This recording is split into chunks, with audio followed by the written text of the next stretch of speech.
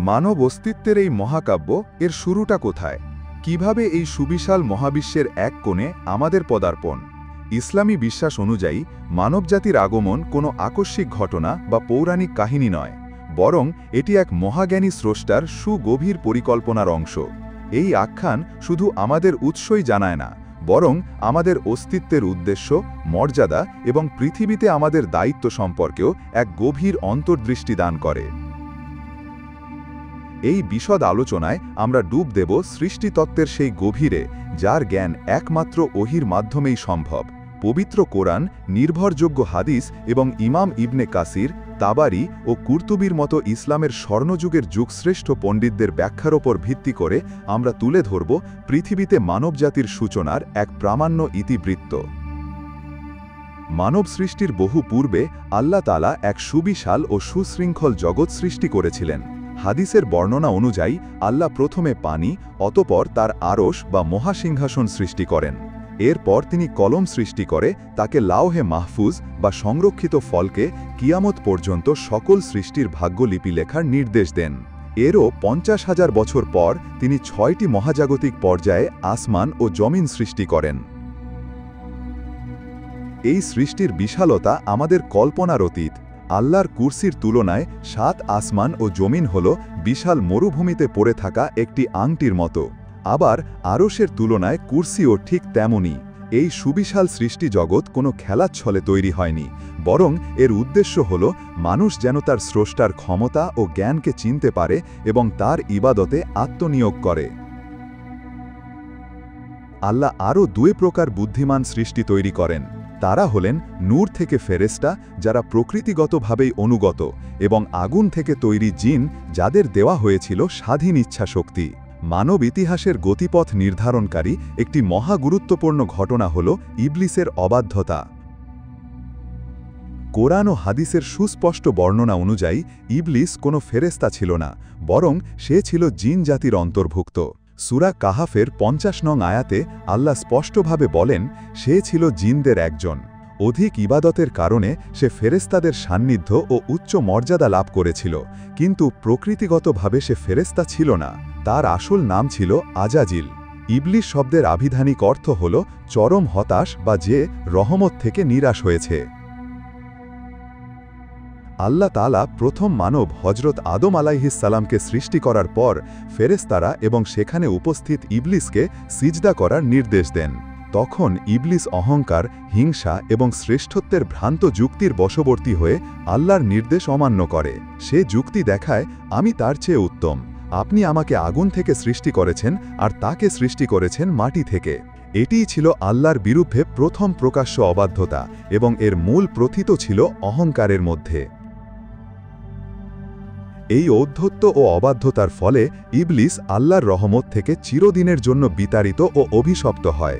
এরপর সে অনুতপ্ত না হয়ে বরং মানুষকে বিপথে পরিচালনার জন্য কিয়ামত পর্যন্ত সময় চেয়ে আল্লাহর কাছে অনুমতি প্রার্থনা করে। আল্লাহ তাকে সেই সুযোগ দেন, যার মাধ্যমে মানবজাতির জন্য পরীক্ষার ক্ষেত্র প্রস্তুত হয়। ইসলামী সৃষ্টিতত্ত্বের এই প্রারম্ভিক আলোচনা থেকে কিছু গভীর বিষয় অনুধাবন করা যায়। প্রথমত, এই মহাবিশ্বের সৃষ্টি কোনো আকস্মিক বা উদ্দেশ্যহীন ঘটনা নয়, বরং এর প্রতিটি পর্যায়ে এক মহাজ্ঞানী সত্তার সুশৃঙ্খল পরিকল্পনা ও উদ্দেশ্য নিহিত রয়েছে।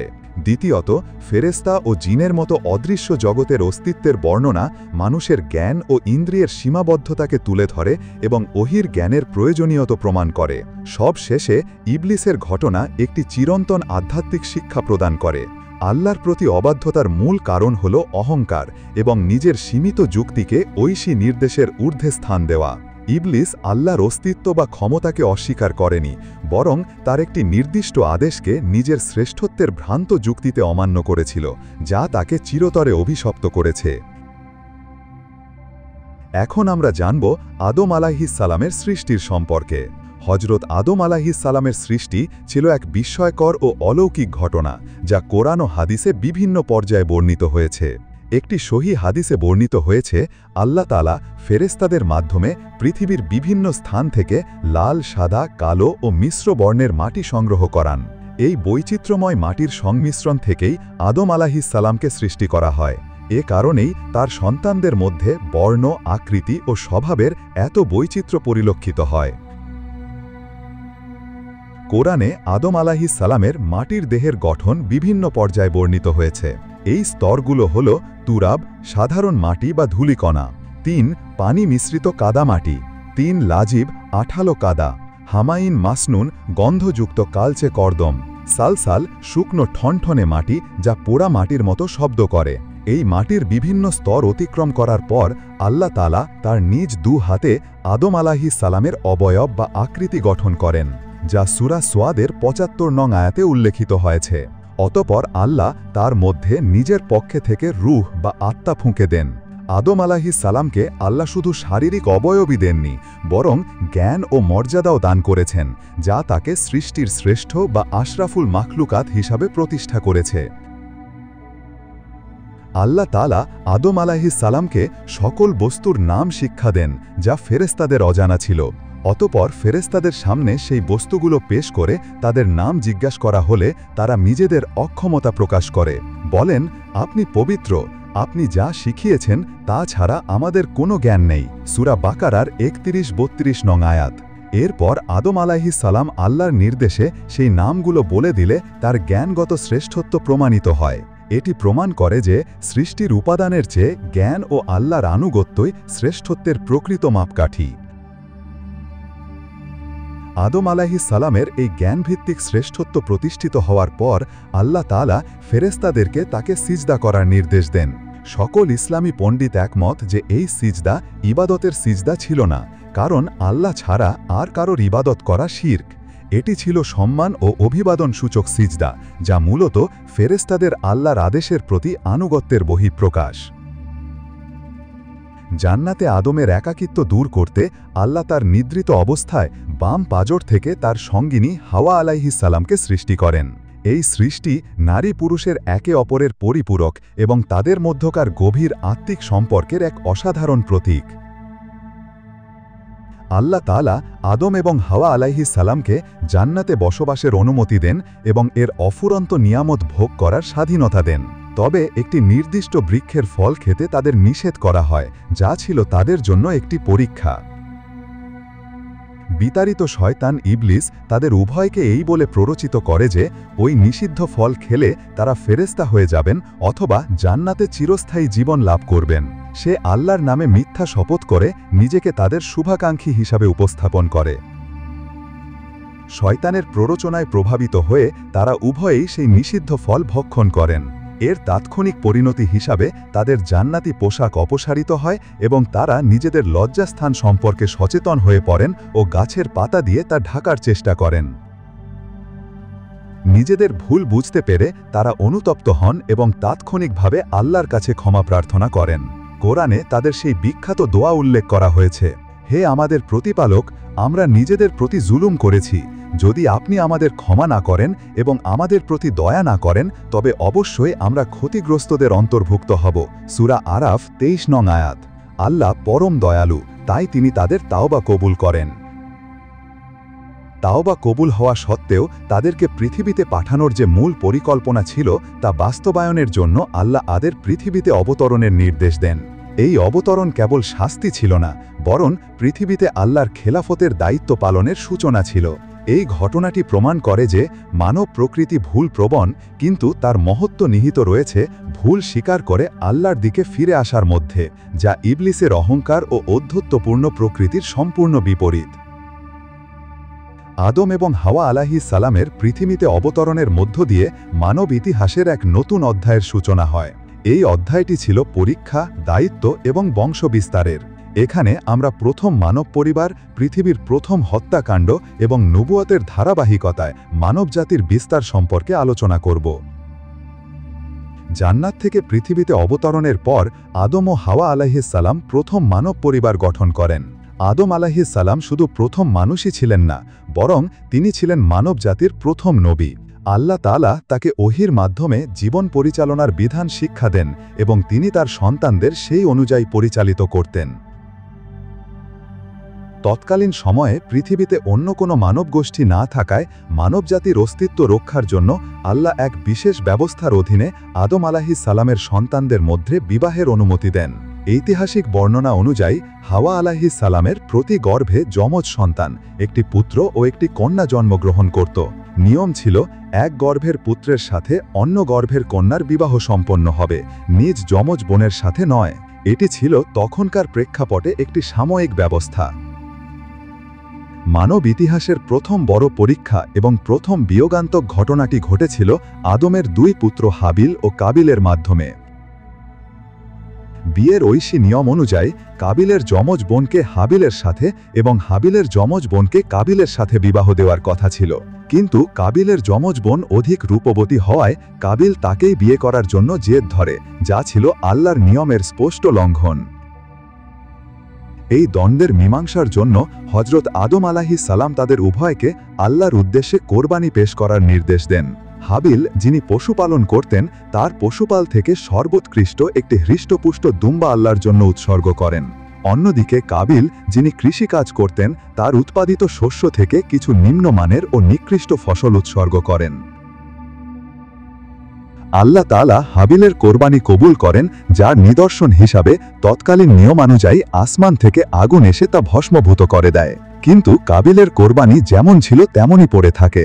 এই প্রত্যাখ্যানের মূল কারণ ছিল তাকওয়া বা আল্লাহভীতির অভাব, কোরবানির বস্তুর ধরন নয়। এই ঘটনায় কাবিলের অন্তরে তার ভাই হাবিলের প্রতি তীব্র হিংসা ও ক্রোধের জন্ম হয়। হিংসার বশবর্তী হয়ে কাবিল তার ভাই হাবিলকে হত্যা করে, যা ছিল পৃথিবীর বুকে সংগঠিত প্রথম হত্যাকাণ্ড। হাবিল আত্মরক্ষার জন্য পাল্টা আক্রমণ করেননি, কারণ তিনি আল্লাহকে ভয় করতেন এবং বলেছিলেন, আমি চাই তুমি আমার ও তোমার উভয়ের পাপের বোঝা বহন করো এবং জাহান্নামীদের মধ্যে গণ্য হও। ভাইকে হত্যা করার পর অনুশোচনায় দগ্ধ হয়ে কাবিল তার মৃতদেহ নিয়ে কিং কর্তব্য বিমূঢ় হয়ে পড়ে। তখন আল্লাহ তাআলা একটি কাক পাঠান, যে তার ঠোঁট দিয়ে মাটি খুঁড়ে অন্য একটি মৃত কাককে দাফন করে। এই দৃশ্য দেখে কাবিল তার ভাইয়ের লাশ দাফন করার পদ্ধতি শেখে। সূরা মায়দা ৩১ নং আয়াত। হাবিল ও কাবিলের এই ঘটনা প্রমাণ করে যে পৃথিবী হল নৈতিক পরীক্ষার ক্ষেত্র, যেখানে মানুষের অভ্যন্তরীণ রিপু, হিংসা, লোভ ও ক্রোধ তাকে ধ্বংসের পথে নিয়ে যেতে পারে। এই ঘটনার পরপরই সূরা মায়দায় আল্লাহ মানব হত্যার ভয়াবহতা সম্পর্কে বলেন, যে কেউ প্রাণের বিনিময়ে প্রাণ অথবা পৃথিবীতে ফ্যাসাদ সৃষ্টি করা ছাড়া কাউকে হত্যা করে, সে যেন সব মানুষকেই হত্যা করল। এটি প্রমাণ করে যে মানব সমাজে শান্তি ও শৃঙ্খলা রক্ষার জন্য ঐশী বিধান অপরিহার্য। একটি হাদিসে এসেছে, পৃথিবীতে সংগঠিত সকল অন্যায় হত্যাকাণ্ডের পাপের একটি অংশ কাবিলের ওপর বর্তায়, কারণ সেই এই মন্দ কাজের সূচনা করেছিল। হাবিলের শাহাদাতের পর আল্লাহ তাআলা আদম ও হাওয়া আলাইহিস সালামকে এক বিশেষ পুত্র সন্তান দান করেন, যার নাম রাখা হয় শীষ।